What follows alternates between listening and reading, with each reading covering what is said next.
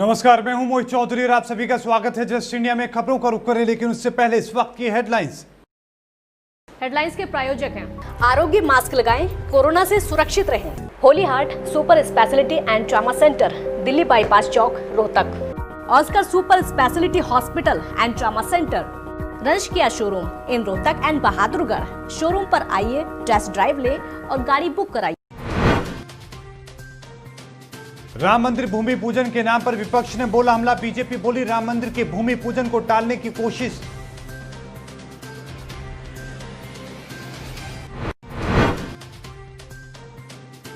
लगातार बढ़ रहे हैं उत्तर प्रदेश में कोरोना मरीजों की संख्या। प्रदेश में कोरोना के 578 नए मामले।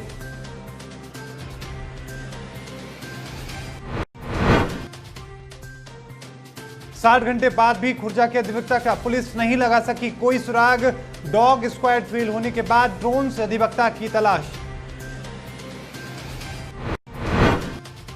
और आगरा में दबंगों ने बरसाया मासूम बच्चों पर कहर। सीसीटीवी में कैद हुई दबंगों की दबंगाई। सोशल मीडिया पर वायरल हुआ वीडियो।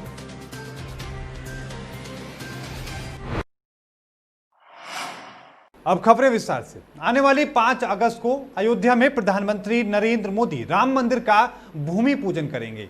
पीएम मोदी के इस कार्यक्रम और देश में बढ़ते कोरोना वायरस के मामलों के बीच मोदी सरकार और विपक्ष आमने सामने हैं। इसी पर देखिए जस्ट इंडिया की एक खास रिपोर्ट। पूरी दुनिया की नजरें इन दिनों राम नगरी अयोध्या पर टिकी हैं। सैकड़ों सालों के बाद ऐसा शुभ मुहूर्त आया है जब भगवान रामलला के मंदिर के लिए भूमि पूजन किया जाएगा। लेकिन राम मंदिर के भूमि पूजन से पहले ही देश में राजनीति शुरू हो गई है।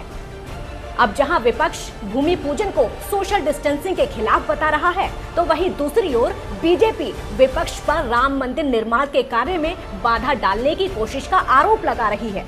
ऐसे में आम आदमी पार्टी के राज्यसभा सांसद संजय सिंह ने कहा है कि कोरोना के मुश्किल दौर में जहां एक तरफ सभी धार्मिक गतिविधियां बंद हैं, लेकिन बीजेपी अपने फायदे वाले सभी काम कर रही है। और इस कोरोना के टाइम में पहले पूजा भी बंद की गई, मस्जिदों में नमाज पढ़ाना भी बंद की गई, ईद के त्योहार पर भी रोक लगी, कांवड़ के त्योहार पर भी रोक लगी। तो भूमि पूजन करने आ रहे हैं प्रधानमंत्री जी, लेकिन उसके साथ साथ इस संकट के समय में जब उत्तर प्रदेश में और खासतौर से फैजाबाद में प्रतिदिन 100 के आसपास केस बढ़ रहा है, वहां पे कैसे इन तमाम नियमों का पालन कर पाएंगे, उन्हें इसके बारे में भी सोचना चाहिए। बीजेपी को घेरने वाले अकेले संजय सिंह ही नहीं हैं, बल्कि लोकसभा में कांग्रेस के नेता अधीर रंजन चौधरी ने भूमि पूजन समारोह में देश के पूर्व मुख्य न्यायाधीश रंजन गोगोई को न्योता देने की मांग उठाई है। अधीर रंजन चौधरी ने कहा है कि अगर गोगोई को भूमि पूजन के लिए नहीं बुलाया गया तो ये उनके साथ अन्याय होगा। तो वहीं एनसीपी प्रमुख शरद पवार ने भी हमला बोला है। पवार ने कहा है कि हमें तय करना होगा कि कौन सा काम कितना महत्वपूर्ण है। कुछ लोग सोचते हैं कि राम मंदिर बनने से कोरोना खत्म हो जाएगा। पवार ने नसीहत देते हुए कहा कि सरकार को लॉकडाउन की वजह से हुए नुकसान और कोरोना के बढ़ते मामलों पर चिंता करनी चाहिए।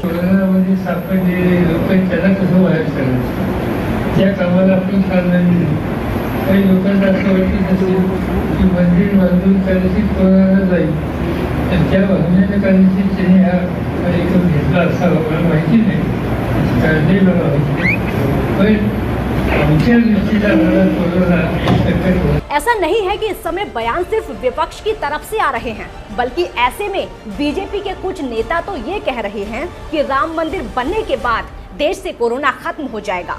तो वहीं विपक्ष के आरोप पर बीजेपी सांसद राकेश सिन्हा ने कहा कि विपक्ष किसी भी सूरत में राम जन्मभूमि का भूमि पूजन कार्यक्रम टालना चाहता है।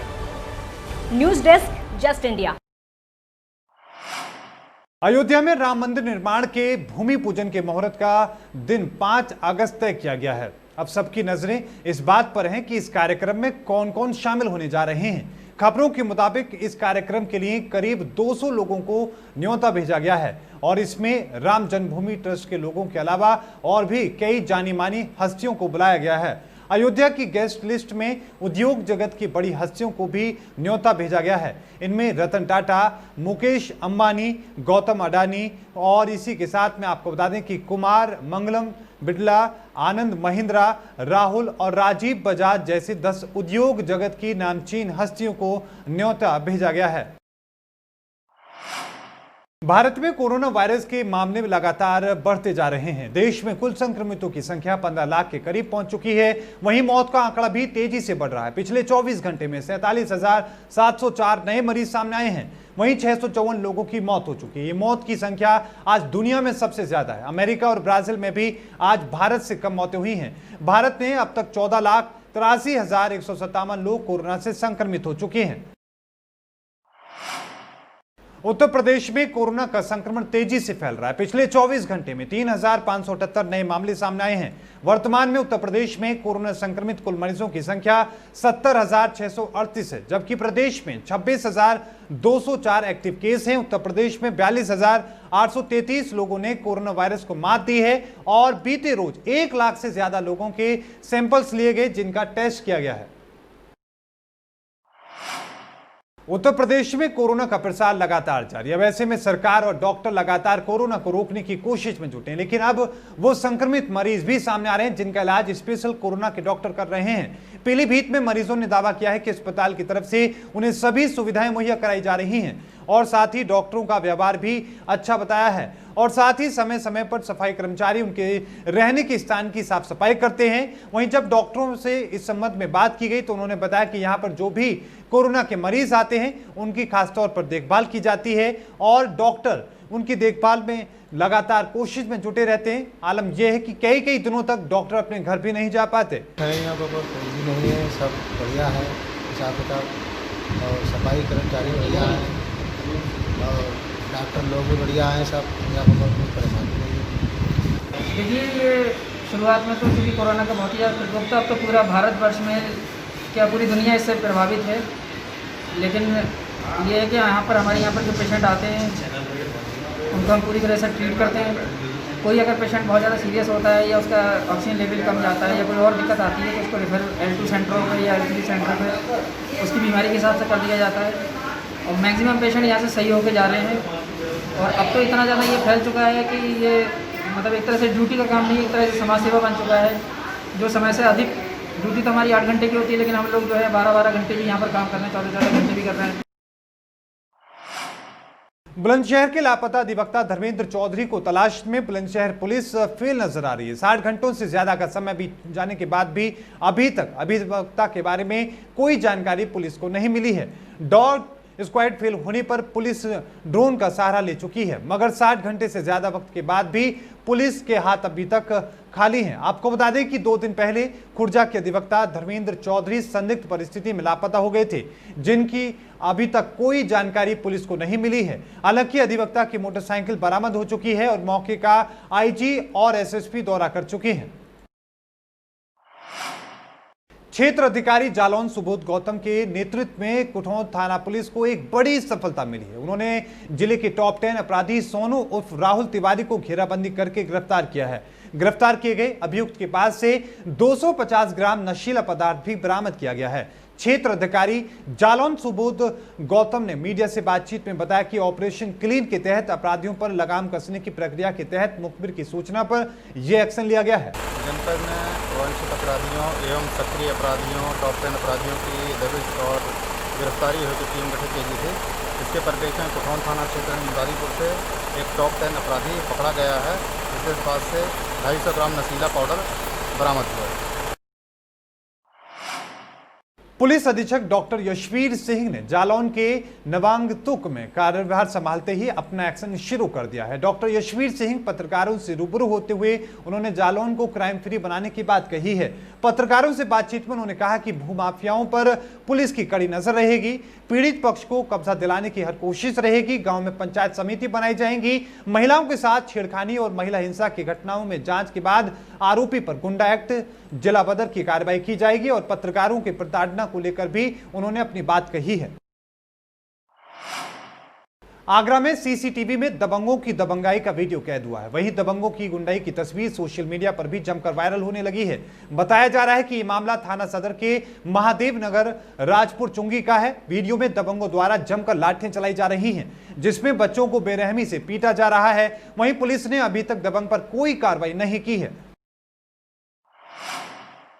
पीलीभीत के गजरौला थाना क्षेत्र के पड़ने वाले आसाम हाईवे पर एक बस और इनोवा कार में जबरदस्त टक्कर हो गई। इस हादसे में 8 लोग घायल हो गए। वहीं हादसे के बाद बस चालक बस को लेकर फरार हो गया। वहीं हादसे की सूचना मिलने के बाद सीओ सिटी समेत गजरौला थाने की पुलिस मौके पर पहुंच गई और घायलों को अस्पताल भिजवाया।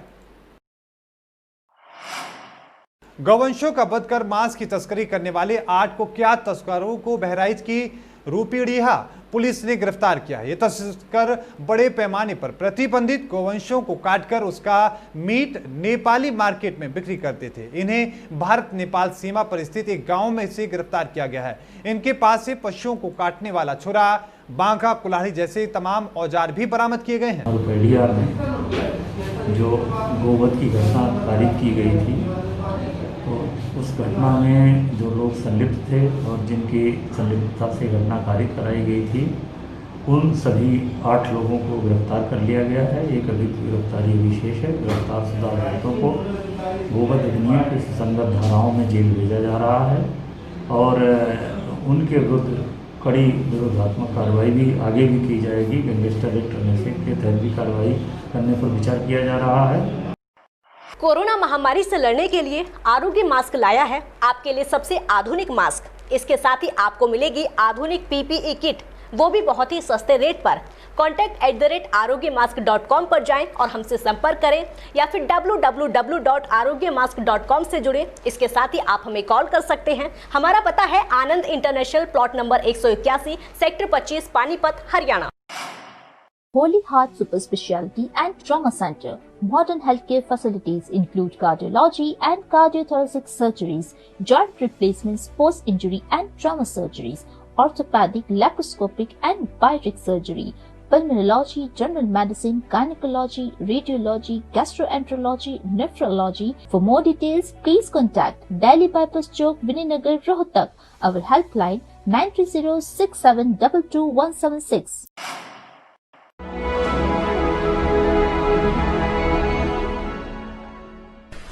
चाचा, आपने नया घर बनवाया है तो घर की छत पर कौन सी शीट लगवाई है?